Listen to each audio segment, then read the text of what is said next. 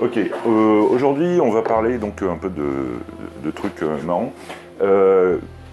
L'un des points de cette présentation, c'est que là j'ai tout donné en termes de graphisme, d'accord? Les autres slides seront vraiment beaucoup plus jolis, beaucoup plus sobres.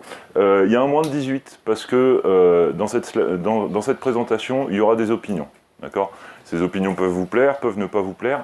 Ce ne sont que mes opinions, d'accord? Elles ne valent pas mieux que les vôtres. Si jamais à un moment donné vous vous dites vraiment c'est pas possible, je peux pas rester, ce mec raconte que des conneries, il y a une super présentation juste à côté par Nina Lapalisse sur le spleen du mainteneur qui va vous parler de la sécurité dans le monde de l'open source. Vous allez voir, ce sera super intéressant. Non, vraiment, ok. On y va. Ça c'est une super photo de l'équipe de rugby de l'an 2000. Ok ? Il y a quelque chose qui manque par rapport à ce que je vois dans la salle aujourd'hui. Alors, il n'y a pas de femmes, oui, ça c'est vrai, et alors j'aurais pu mettre une photo de l'équipe de rugby féminine, mais ça n'aurait pas vraiment servi le propos que je veux montrer ici. Ce qui manque, ça se situe sur le visage des joueurs et de l'encadrement, plutôt au niveau du menton en fait. Voilà, il n'y a aucune barbe. Regardez autour de vous le nombre de barbus, il y en a beaucoup plus proportionnellement dans la salle qu'il y en a sur cette photo.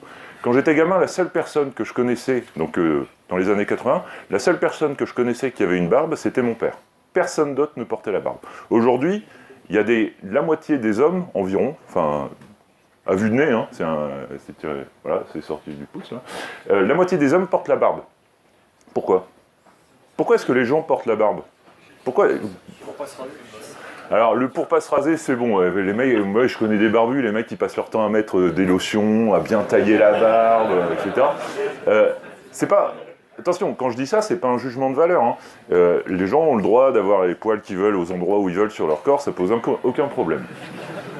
Ce que je veux dire par là, c'est que le fait de porter la barbe ou pas, c'est une mode. D'accord ? C'est un choix esthétique que vous faites. C'est un choix esthétique qui apporte des tonnes de choses. Ça a créé des business, par exemple, maintenant il y a des barbiers. Ça a créé des tonnes de concepts différents.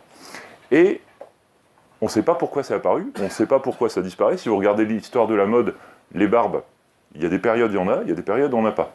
Qu'est-ce qui fait qu'il y en a ou pas? Moi, j'en sais rien. J'en sais rien. On va parler d'autre chose maintenant.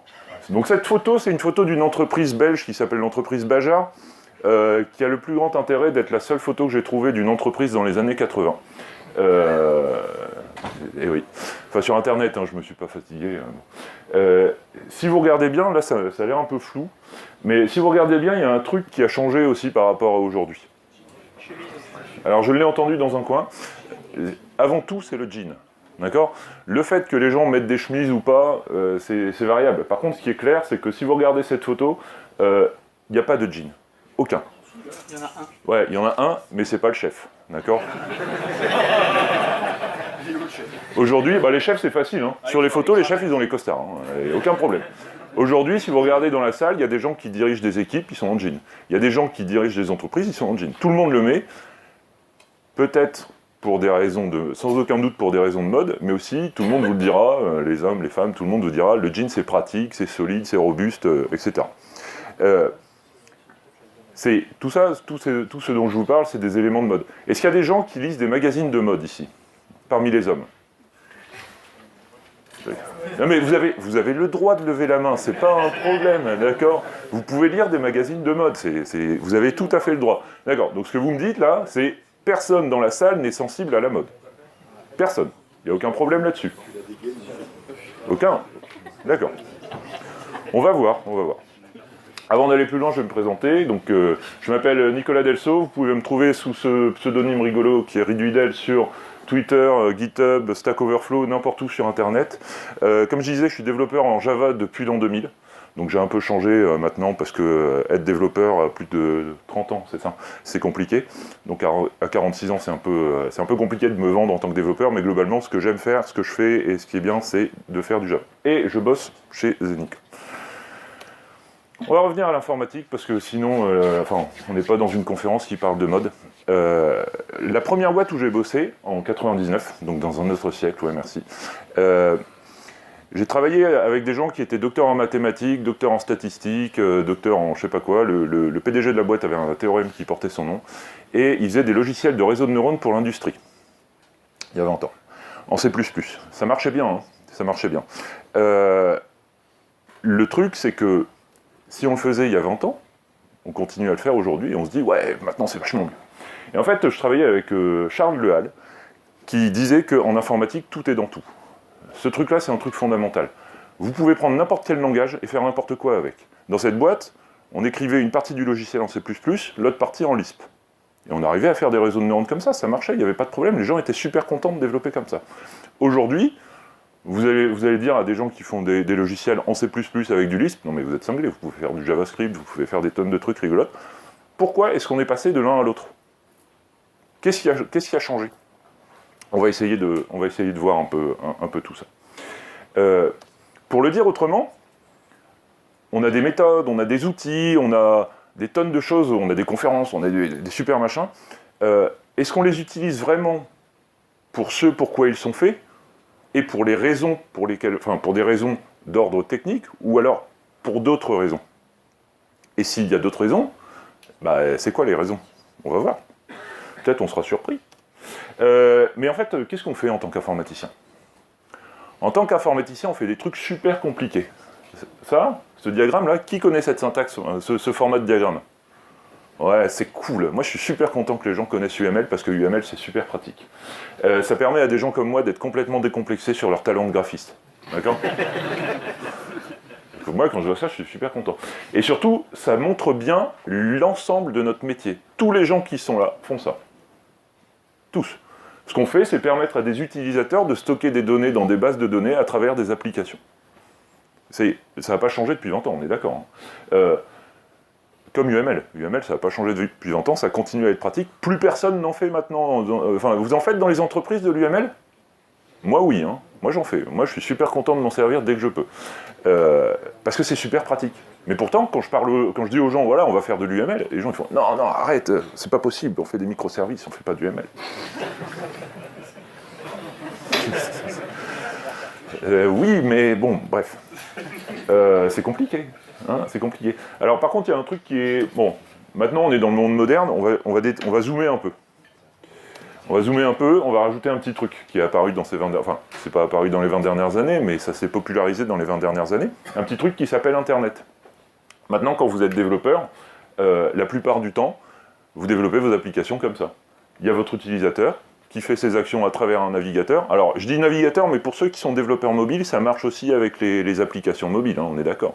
C'est-à-dire que vous avez un device, un bout, dans lequel l'utilisateur fait des trucs. Ces trucs qu'il fait passent à travers Internet pour arriver finalement dans la base de données où vous voulez stocker des choses. Ce qu'on va faire là maintenant, c'est... comme dans le titre, il y a le mot Java, je vais quand même un peu parler de Java, sinon vous aurez tous l'impression de vous être fait rouler. On va se focaliser sur la partie back-end. La première fois que j'ai fait cette présentation, je l'ai fait avec Hubert Sablonnière au Stijug, donc à Lille. Et lui, il s'est occupé d'une présentation sur la partie front-end.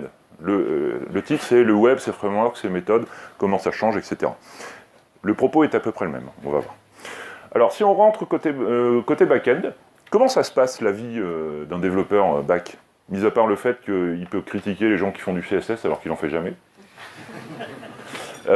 Donc, comme ça fait 20 ans que je bosse, je me suis dit, l'angle le plus pratique pour voir comment ça se passe, c'est prendre un angle un peu historique.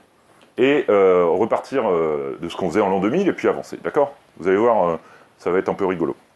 Donc, il y a 20 ans, quand on développait côté serveur, on faisait des servlettes. Et on la mettait dans un war. Et c'était super pratique. Enfin, non, pas pratique. Non, c'était pas la fête. Et en fait, ce qui était génial, c'est que ma servlette, quand je l'écrivais, donc j'écrivais tout en Java, ou alors avec un truc qui s'appelait Strut, c'est que tout le monde aimait, ou pas. Cette servlette, on la mettait dans un war, et ce war, sur ma machine, je l'exécutais avec Tomcat. Par contre, en prod, faut pas déconner. Hein. En prod, on prenait du WebSphere, on prenait du WebLogic, on prenait des outils payants et efficaces.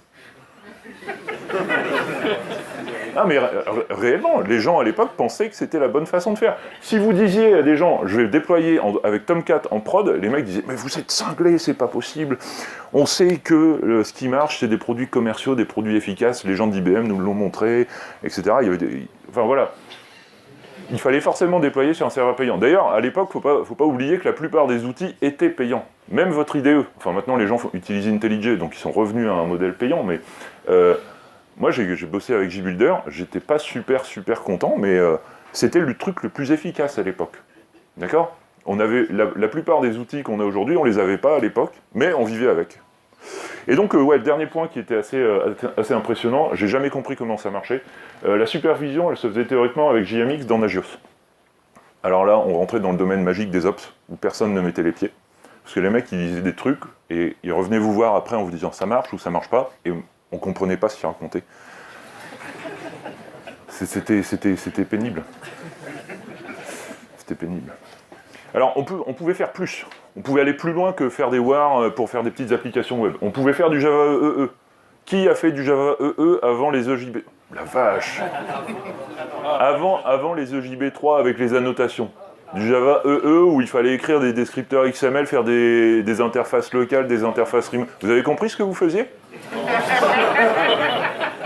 Ça marchait, on est d'accord. Tout le monde vous le vendait comme étant un truc qui marchait, qui était efficace, et ça marchait pas en vrai.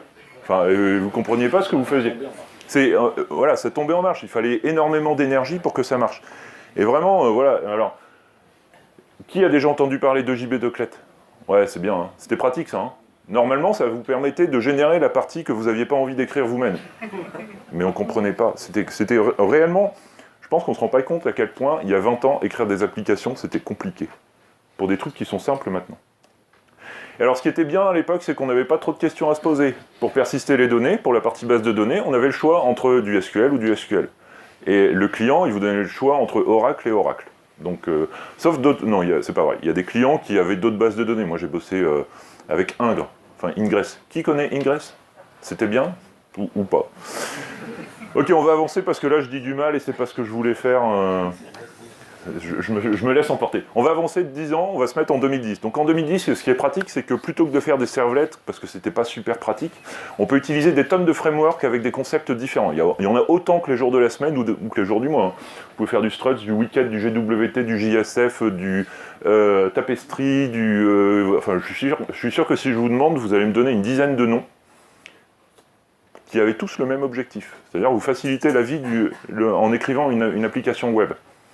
Et ça marchait. Enfin, ça marchait. C'était assez facile. Et un autre truc qui était assez facile, c'était l'écriture de JB. J'ai vu beaucoup de mains se lever tout à l'heure, parce qu'effectivement, à partir de 2010 à peu près, on pouvait faire des EJB avec des annotations. Et d'un coup, c'était supportable. C'est-à-dire que vous compreniez à peu près ce que vous faisiez, et vous aviez la capacité d'écrire votre code facilement et efficacement. Ça, c'était vachement bien. Ça, c'était vachement bien. On pouvait même faire du NoSQL. Moi, j'ai fait du Neo4j à peu près à cette époque-là. C'était bien. Par contre, ce qui n'était pas bien, c'était que pour intégrer votre base Neo4j dans votre application Java EE, bah, c'était un peu compliqué, quoi. C'est-à-dire le support des transactions distribuées, des choses comme ça, ça marchait pas forcément super bien. Parce que les mecs qui ont conçu Java EE pensaient avant tout que les gens stockaient les données dans une base de données relationnelle. Si vous sortiez de ce modèle-là, c'était un peu compliqué. Et alors, ce qui est génial, c'est qu'il y a une première bascule phénoménale qui arrive à ce moment-là, c'est que vous pouvez faire de l'open source. Vous pouvez utiliser des produits open source. C'est-à-dire qu'on commence à vous dire, ouais, vous pouvez déployer avec JBoss en prod, il n'y a pas de problème. Vous pouvez faire du Glassfish en prod, il n'y a pas de problème. Ou plus ou moins. Et ça, c'est super, parce que l'open source, ce qui est vraiment pratique, c'est que c'est pas vous qui l'avez développé, d'accord? C'est un mec qui a développé ça le samedi soir en mangeant des pizzas tièdes, comme je le dis toujours. Il faut toujours avoir cette idée en tête. L'open source, c'est développé par des gens qui sont volontaires. Il y en a combien qui ont contribué à l'open source? Là, donc il y a plein de mains qui se lèvent. Il y en a combien qui ont contribué à l'open source dans leur boîte? C'est bien. Vraiment, c'est bien. Bravo. L'open source a besoin de gens. C'est-à-dire qu'il y a plein de boîtes où les gens, en fait, ils se contentent d'utiliser les produits open source et ils vont jamais contribuer par du code, par de la doc, et même par du financement. Vous avez tous lu l'histoire du développeur de curl qui a reçu brillamment une contribution de 100 € d'une boîte américaine qui utilise tous les jours son produit. C'est-à-dire que le mec, curl, c'est un produit qui existe depuis 20 ans, que tout le monde utilise, et il touche 100 €. Enfin, là, actuellement, je crois qu'il touche à peu près 1000 ou 2000 € par mois pour maintenir ce produit. Qui utilise curl, par exemple, ici? Qui a payé le développeur de curl? Bah non, moi non plus, hein. je dois le dire. Mais par contre, contribuer, hein, l'open source, c'est vraiment bien. Allez, maintenant on avance, on devient enfin contemporain, et c'est cool. En 2020, donc on est passé de ces grosses applications monolithiques aux microservices, mais c'est pas forcément le sujet, on va pas parler de la taille des services. Surtout, ce qui est pratique, c'est qu'on n'a plus à déployer un Tomcat pour déployer notre application dans un WAR. C'est-à-dire que quand vous faites du Spring, quand vous faites du Micronaut, quand vous faites du Quarkus, chacun de ces frameworks vous permet de créer un jar exécutable que vous envoyez en prod et pouf, ça marche. C'est-à-dire que au niveau prod, c'est vachement plus facile. Les mecs n'ont pas besoin de vous demander quelle version de Tomcat tu veux, quelle version de l'OS tu veux, quelle version de Java tu veux. Enfin, si, il faut encore demander la version de l'OS et la version de Java, mais globalement, ça facilite la vie. Surtout, ce qui facilite la vie, la vraie révolution, la révolution qui est de l'ordre du jean, c'est Docker. Docker, je pense que tout le monde sera d'accord dans cette salle pour dire que ça a changé votre vie. Vous ne vous posez plus vraiment la question de est-ce que l'application utilise la bonne version de Java par rapport à celle qui est déployée en prod. Vous ne vous posez plus la question de savoir est-ce que c'est déployé sous du Linux, sous du ZOS, on en parlait hier soir, enfin, le système d'exploitation du serveur, quelque part, c'est vous qui l'apportez, donc ça vous devient complètement indifférent. Et le dernier point, le dernier avantage qui est lié à Docker, c'est que votre conteneur il va s'exécuter dans Kubernetes. Et d'un coup, vous gagnez ce truc qui était la promesse de Java EE dès le début, qui est que votre application, elle peut scaler facilement. Elle peut s'adapter facilement à l'évolution de l'infrastructure. Et ça, c'est vraiment bien. Franchement, moi, le truc que je trouve vraiment génial, c'est Docker. Docker, c'est vraiment un outil fabuleux. C'est une super idée. C'est une super idée, par contre, ouais, ça n'a aucun rapport avec chroot et les cgroupes et les namespaces, on est d'accord. Ça n'a rien à voir avec ces concepts qui existent dans Linux depuis 20 ans, on est d'accord. Docker, c'est vraiment une nouveauté absolue. Quand vous entendez parler des gens, quand vous allez à des conférences, genre la DockerCon et compagnie, les mecs sont là, ils font « Wow !» Enfin, la DockerCon, ça n'existe plus, mais ils sont tout fous avec Docker. Ils disent « C'est génial, on a réinventé le fil à couper le beurre. » Et ce qui est terrible, c'est qu'il ne faut pas oublier que Docker, ça vient pour partie de certaines idées de Google. D'accord ? C'est pour ça qu'au début, quand ils ont lancé Docker, les mecs de Google disaient « Ouais, c'est pas si bien que ça, on fait 10 fois mieux chez nous, mais on peut pas vous en parler. C'est un truc, ça s'appelle Borg, on peut pas vous en parler, c'est secret, c'est secret. » Et la grande réussite des gens de Docker, c'est de faire ce truc que disait Picasso sur l'art. D'accord ? Les bons artistes copient, les grands artistes volent. Docker, en termes de concept, c'est vraiment, ils ont pris une idée, ils l'ont piqué, et ils en ont fait un packaging qui marche. Et ce packaging qui marche, tout le monde s'en sert. Qui déploie avec Docker aujourd'hui ? Bah ouais, voilà. Vous voyez, c'est comme les jeans, ils ont gagné. Réellement. Vous vous envisagez pas de déployer vos prochains produits autrement qu'avec des conteneurs. Vous vous dites pas, non, attends, je vais envoyer mon WAR à l'équipe de prod, et puis ce sera déployé sur un serveur Windows qui sera redémarré tous les jours. Vous vous dites pas ça. Vous dites, je vais faire un conteneur, et éventuellement, dans mon conteneur, je vais mettre Windows, et ce sera en prod. Parce que, voilà, DevOps, c'est super pratique. En tant que culture, c'est génial. Vous avez des gens qui vous disent, on a des super clusters Kubernetes, tout marche super bien, c'est vraiment génial, on fait tourner tous les conteneurs que vous voulez. Ça veut dire qu'on fait en sorte que la sécurité des applications qui est en prod soit assurée par les gens les plus à même d'assurer cette sécurité, les développeurs. Les développeurs. Et qui a confiance en lui pour gérer une infrastructure de prod ? Et qui est développeur, hein. D'accord, un développeur qui gère une infrastructure de prod en ayant confiance, bah moi par exemple, la plus grosse machine que je me sens capable de gérer en prod, c'est un Raspberry. Voilà. D'ailleurs, chez moi, le seul serveur qui est connecté à Internet, c'est un Raspberry. Si je vais au-delà, je vais faire des conneries. Je l'ai fait, j'ai pas envie de me répéter. J'ai vraiment pas envie de me... Et ça c'est franchement, Docker c'est super, mais ça c'est le côté le plus obscur du truc, quoi. C'est-à-dire, vous déployez des choses en prod, et les mecs de la sécu, enfin les mecs qui gèrent les machines, ils disent « Ok, c'est bon, t'as le droit, tu vas pas péter la machine, tu vas juste péter le conteneur. » Ouais, par contre, au niveau applicatif, ils savent pas du tout ce que vous faites, et ils s'en foutent. Et du coup, vraiment, c'est vous qui gérez la sécurité de la prod. Et du coup, les présentations sur OWASP, sur la sécurité, allez-y, quoi. Parce que... Moi, je suis trop... je l'ai déjà dit, hein, mais bon. Et du coup... Ce qui est vachement bien, c'est que maintenant on déploie avec Kubernetes. Kubernetes, c'est super pratique pour faire de l'autoscaling, comme je l'ai dit, pour faire des tonnes de choses, et pour faire des architectures orientées services. Donc SOA, vous connaissez tous. L'époque magique des WSDL et de UDDI et d'autres joyeusetés. Ça a marché. Et on fait la même chose en HTTP avec du JSON maintenant. Et on pense que ça va marcher ? Réellement, quand vous y réfléchissez un peu, vous vous dites, ok, la dernière fois qu'on a essayé de faire des architectures orientées services, ça n'a pas marché. Aujourd'hui, tout le monde nous dit il faut faire des microservices, il faut avoir le maximum de trucs répartis pour qu'ils soient scalables individuellement, etc., etc. Vous pensez vraiment que vous allez réussir cette fois-ci? Moi, je suis vraiment pas sûr, quoi. Pensez-y, hein, faire des services, c'est compliqué. Et la seule chose qu'on vous vend pour faire des services, c'est des outils qui sont liés aux couches basses techniques. C'est-à-dire, vous faites les mecs vont vous dire, voilà, votre load balancer, enfin, votre service, il est derrière un DNS qui va faire du round robin entre les différentes instances. Ouais, ok, mais bon, ça va vite se compliquer, quoi. Enfin, il y a peu de chances que ça marche. Et en plus, Kubernetes, c'est ce qui est vraiment pratique. C'est qu'on n'a presque rien à faire pour déployer en prod. Si vous voulez faire une page HTML, alors moi par exemple, quand je fais une page HTML, que je la mets sur mon Raspberry, c'est pas compliqué, il y a un Apache qui tourne, je la mets dans le bon dossier, ça marche. Boum. Si je veux faire du Kubernetes, je vais passer par un Dockerfile avec Nginx, ensuite je vais devoir faire des routes, ensuite je vais devoir packager, je vais devoir livrer, et c'est l'enfer, quoi. Enfin, on s'est rajouté, au nom de la facilité de la gestion en prod, une complexité du développement qui est normale, parce qu'en fait on fait tout le boulot des ops. On fait tout le boulot des ops en n'étant pas formé à ça et en n'étant pas bon. Enfin, réellement, moi, je suis debout, je vous dis, moi, je suis pas bon pour faire ces trucs-là. À chaque fois que je vais voir des vrais ops qui gèrent du Kubernetes, les mecs, ils regardent ce que j'ai fait, ils font non, non, non, non, non. Exactement comme ça, hein. Ils sont comme ça, ils font non, non, non, non, non, non, non. Et donc, ils refont tout. Et je dis, c'est génial. Et du coup, effectivement, c'est là où on fait du DevOps. C'est-à-dire que j'arrive, je dis, bah, moi, j'aimerais bien ça. J'ai testé comme ça. Et là, l'Ops, il dit, bah ouais, mais non, faut pas faire comme ça, parce que la sécurité, parce que la scalabilité, parce que la réplication multi-data center, etc., etc. C'est réellement compliqué. Non, par contre, il y a des... Alors, si on veut être un poil sérieux, il y a des avantages à utiliser Kubernetes. Il y a un vrai avantage qui est qu'on peut faire facilement des systèmes polyglottes. Et oui, je crois qu'il me manque un T.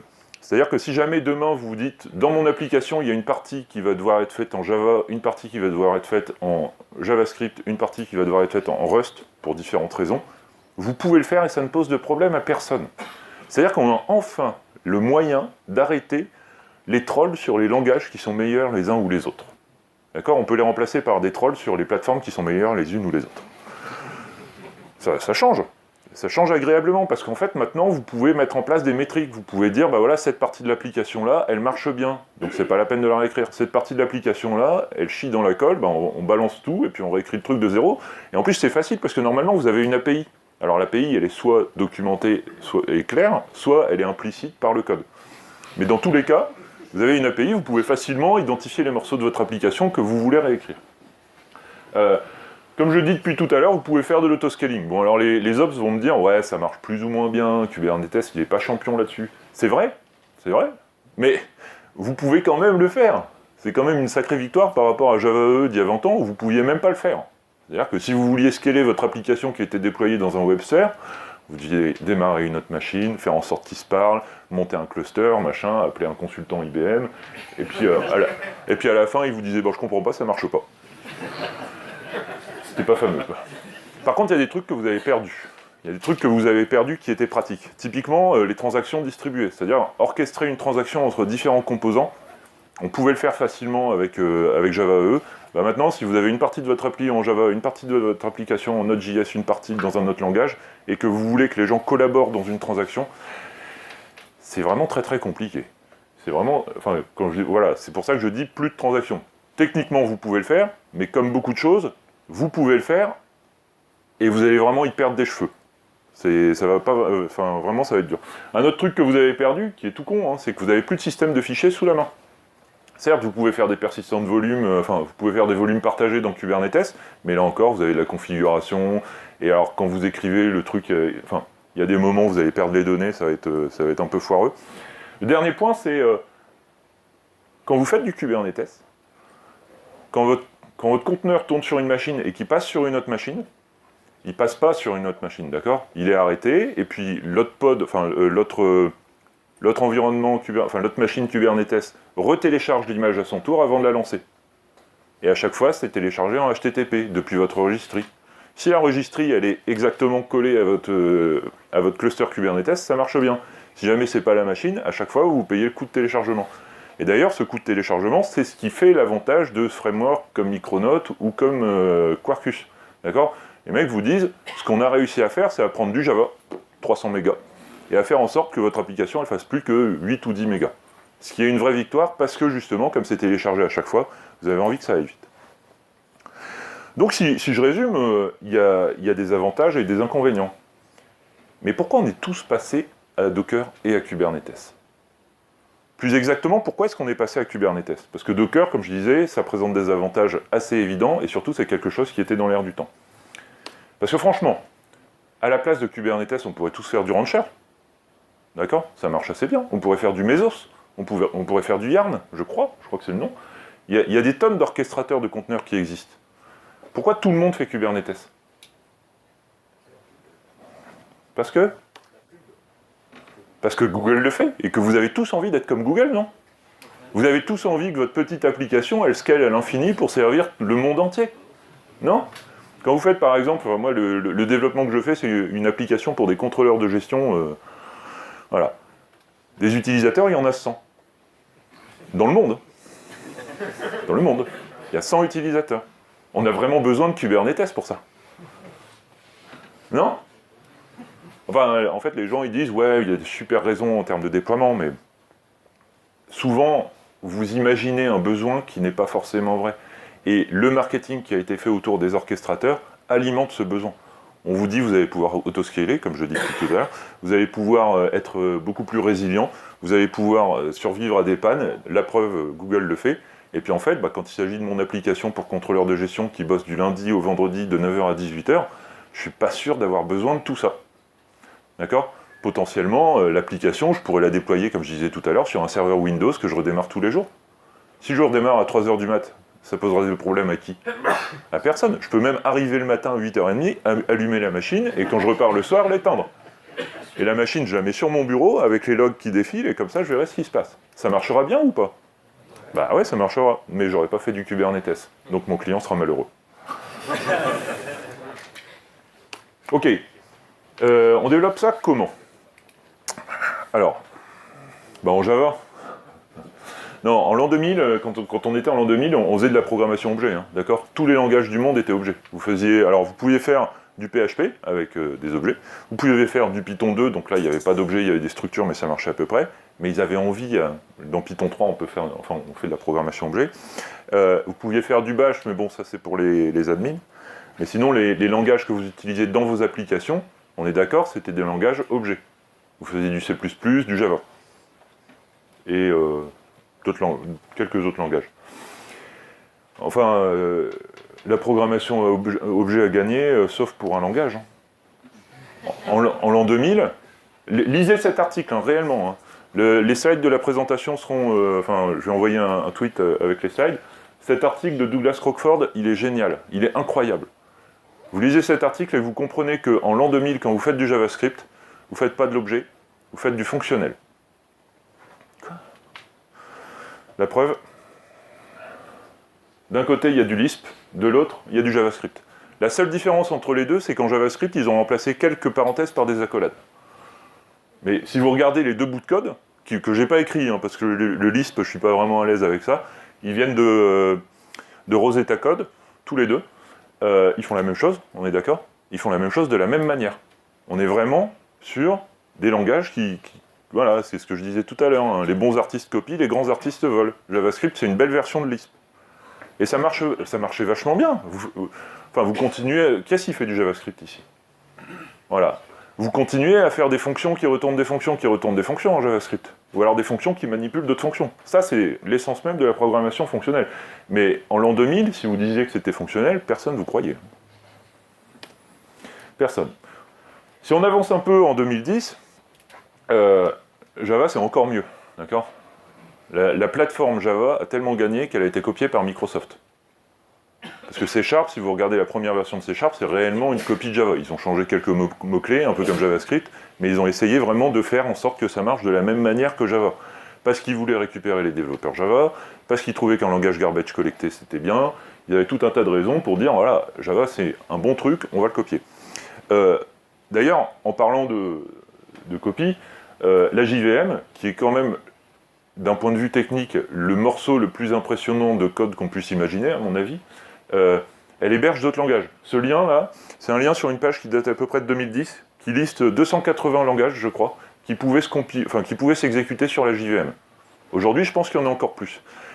Il y en a encore plus parce qu'en fait, ce qui se passe, c'est que dans le monde académique, quand on fait des recherches sur les langages de programmation, on cible la JVM. On cible la JVM parce que c'est la garantie que l'interpréteur de votre langage s'exécutera rapidement. C'est-à-dire, si on y réfléchit un peu, pour un chercheur en informatique, la manière la plus simple de faire du code qui va s'exécuter rapidement, quelle que soit la forme du langage, c'est de faire du code pour la JVM. C'est assez impressionnant. Par contre, si vous faites du JavaScript, il n'y a rien qui a changé. Hein. Enfin, vous avez jQuery, maintenant vous êtes super content. Mais il n'y a pas de mouvement dans le langage, d'accord? Il n'y a pas de changement de paradigme. Par contre, vous pouvez déjà faire du Chrome et vous pouvez commencer à avoir des améliorations de performance. Bah ouais, parce que Google a un peu misé sur le JavaScript quand même à un moment. Ils se sont dit, ça marche bien ce truc-là. Si on avance à maintenant, tous les langages de programmation actuels permettent la programmation fonctionnelle. On est d'accord? Plus ou moins? Vous trouverez très peu de langages dans lesquels vous ne pouvez pas faire au minimum MapReduce. Go? Ok, d'accord. C'est un bon contre-exemple, mais on en reparlera après. Il y a 2-3 choses à dire. Par contre, alors la date est fausse. Hein. J'ai appris dans une autre conférence là, qui s'appelle Old is the New New, que cette date de 1958 pour le Lisp, elle est complètement fausse. En fait, ça date de 1943, le Lisp. La programmation fonctionnelle, donc, elle n'a pas 60 ans, comme je pensais au début, elle a 70 ans. C'est-à-dire que la programmation fonctionnelle qui a 70 ans, vous n'en faisiez pas en l'an 2000, vous n'en faisiez pas en 2010, et maintenant vous en faites. Pourquoi? Pourquoi est-ce que d'un coup, en 10 ans, on est passé d'un monde où tout le monde se dit non, la vérité c'est de faire des objets, à un monde où on se dit la vérité c'est de faire du fonctionnel? Il y a un truc qui a changé. Il y a un truc qui a changé ces 10 dernières années, c'est Google. D'accord? C'est pas Google, genre ils sont gentils ou ils sont méchants, non, c'est même pas la question. La question c'est, ce qu'a fait Google pour son moteur de recherche, c'est d'appliquer le principe de MapReduce à un problème qui est longtemps resté un problème irrésoluble par les grosses boîtes. C'est-à-dire le problème d'un moteur de recherche sur tout Internet. En l'an 2000, vous aviez AltaVista, ça marchait à peu près. Le jour où les mecs ont sorti Google, ont sorti la page de recherche de Google, il y a beaucoup de gens qui se sont mis à basculer dessus parce que ça marchait beaucoup mieux, beaucoup plus vite. Ça marchait beaucoup mieux, beaucoup plus vite parce qu'ils faisaient du MapReduce. D'accord? Pour faire la recherche, ils utilisent MapReduce. Et ça a été les premiers à appliquer ces concepts de à démontrer que ce concept de programmation fonctionnelle marchait pour des problèmes du monde réel. D'accord? Avant, les gens se disaient, non, c'est bon, la recherche académique sur les langages de programmation, ça sert à rien.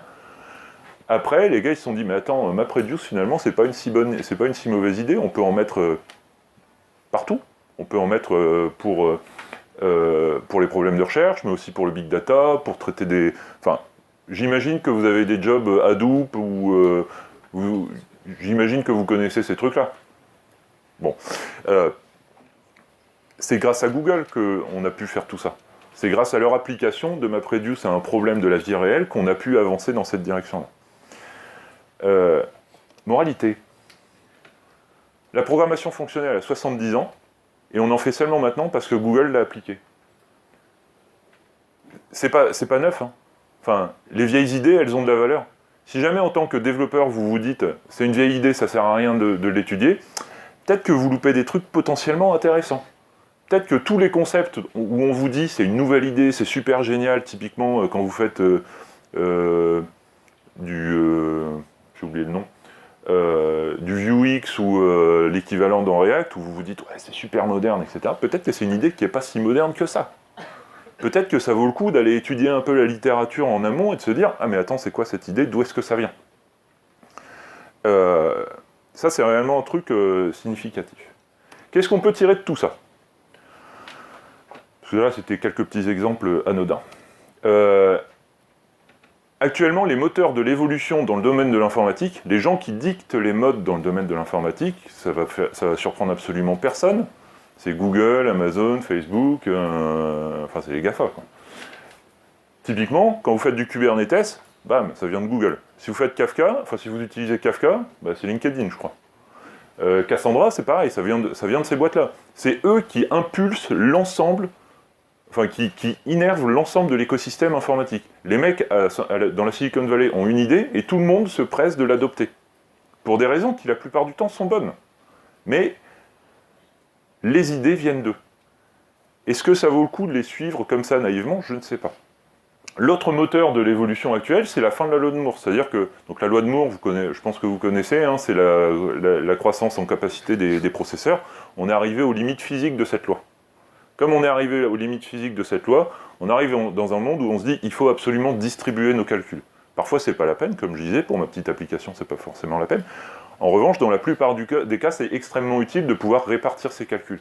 Et le fait de passer d'un mode centralisé à un mode distribué, évidemment, ça favorise des gens qui ont un mode de pensée qui est déjà distribué. En l'occurrence, les GAFA. Il y a un autre moteur qui est un peu moins évident. Ça, c'est la courbe de... Donc ça, c'est l'enquête Stack Overflow de 2017-2018, je sais plus. Je l'ai noté. Non, je ne l'ai pas noté. C'est la courbe avec l'expérience professionnelle des développeurs. Elle est bien cette courbe parce que dans votre tête, vous la prenez, vous la retournez, d'accord? Vous mettez les gens qui ont peu d'expérience en bas, ceux qui ont beaucoup d'expérience en haut, et vous la comparez avec des démographies de pays. Est-ce que vous pensez que c'est la courbe démographique d'un pays comme la France, ça? Non. Ça, c'est la courbe démographique d'un pays en voie de développement. D'accord? C'est un pays d'Afrique ou d'ailleurs, où il y a énormément d'enfants, peu d'adultes et aucun ancien. Ce que ça implique, c'est que les gens, la moitié des développeurs qui ont moins de 10 ans d'expérience, là, les idées qui ont plus de 10 ans, ils ne les connaissent pas, ils n'ont pas eu l'occasion de les expérimenter. C'est quelque chose qui est frappant quand on compare avec d'autres métiers. Par exemple, un boulanger considère qu'il est bon au bout de 10 ans de boulangerie. C'est-à-dire que pour faire un pain, une activité que le mec va faire 500 fois par jour pendant 10 ans, le gars considère qu'au bout de 10 ans, il est bon. Nous, en informatique, au bout de 10 ans, on s'arrête. Ça n'aide pas du tout, d'accord? C'est pas du tout sain comme mode de travail. Vous ne pouvez pas vous appuyer sur les expérimentés si les expérimentés se barrent. C'est un problème. Pour conclure, oui. La première chose que je voudrais que vous mettiez en place pour éviter justement ce phénomène de perte de mémoire, c'est d'écrire vos décisions. Le simple fait que quand vous prenez une décision, par exemple, on va utiliser Kubernetes ou pas, on va utiliser tel système de stockage, il y a une raison derrière cette décision. Demain, dans un an, dans 2 ans, dans 10 ans, vous serez peut-être plus dans la boîte. Les gens qui vont arriver, qui vont récupérer votre code, ne sauront pas pourquoi vous avez pris cette décision. Ils pourront demander au code. Le code explique très bien le comment, mais il n'explique jamais le pourquoi. Si vous n'êtes pas capable d'expliquer les décisions, vous garantissez que la mémoire de votre produit va se perdre. Vous garantissez que les gens qui vont l'utiliser ne seront pas capables de comprendre ce qui s'est passé. Ensuite, ayez une distance critique. C'est-à-dire, n'adoptez pas les produits simplement parce qu'on vous dit dans un blog que c'est bien. Quand vous revenez le lundi au boulot, après des conférences comme Snowcamp, vous allez dire au mec, moi j'ai vu un super truc sur l'accessibilité web. C'était vraiment génial. La conférence a été folle. Et j'ai vu des trucs sur les CSS, c'était un truc de malade. On va faire ça tout de suite. On va tout de suite le mettre en place. D'accord? Vous arrivez, vous dites, ouais, c'est génial, c'est trop bien, paf, paf, paf. 6 mois après, c'est la guerre des tranchées, quoi. Le truc que vous avez rajouté à l'arrache marche pas, personne ne comprend pourquoi, parce que le produit n'est pas mature, vous n'avez pas fait de test, etc. Bon, c'est l'enfer. Et en plus de ce côté, ça va être l'enfer parce que vous avez pris peut-être une décision un peu hâtive, il y a d'autres critères qui rentrent en ligne de compte. Par exemple, dans la région Nord-Pas-de-Calais, il y a 10 ans, la plupart des boîtes ont migré leurs solutions, qui étaient leurs applications internes, qui étaient faites en Flash, vers GWT. C'était une super idée sur le moment, hein. Jusqu'au jour où Google a dit « Non, c'est bon, GWT, on arrête ». Ça arrive, d'accord? Que Google arrête un produit, malheureusement, ça arrive un peu souvent. Ça veut dire que potentiellement, ça peut devenir un critère dans votre prise de décision. Est-ce que le fournisseur de ce service est fiable dans la durée? Est-ce que vous êtes certain que ce produit va être maintenu sur le long terme? Alors si votre application, vous la faites, je ne sais pas moi, pour une opération 15 jours, machin, 15 jours de promo, etc., c'est bon, c'est une application jetable, ça pose pas de problème. Par contre, si votre application elle a l'ambition de tenir un peu dans la durée, bah réfléchissez-y. Et un point que j'aime bien, c'est méfiez-vous réellement des silver bullets. C'est-à-dire que quand vous dites il y a un truc qui est génial, ça va résoudre tous mes problèmes, que ça s'appelle les monades, que ça s'appelle Docker, que ça s'appelle React, quel que soit le nom que ça porte, si vous vous dites « Ah, ça va résoudre tous mes problèmes », là, réellement, arrêtez-vous 10 secondes, regardez-vous dans un miroir et dites-vous « Ok, est-ce que je suis pas en train de trop miser sur un seul cheval, quoi? Est-ce que réellement, je vais tout mettre dessus et ça va marcher ?» Un autre point, méfiez-vous de ce que vous écoutez en conférence.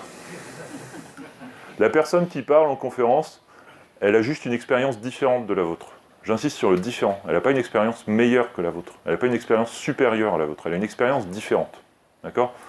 Quand vous allez retourner dans vos équipes lundi, vous allez aller voir vos architectes, vous allez aller voir les décisionnaires, quels qu'ils soient, et vous allez leur dire « Ah, j'ai vu ce super truc, c'est génial, il faut absolument qu'on s'en serve, il faut absolument... Je suis convaincu que ça va marcher. » La personne en face de vous va dire « Bah ouais, mais non. » Bah non. Non. Et vous allez vous énerver.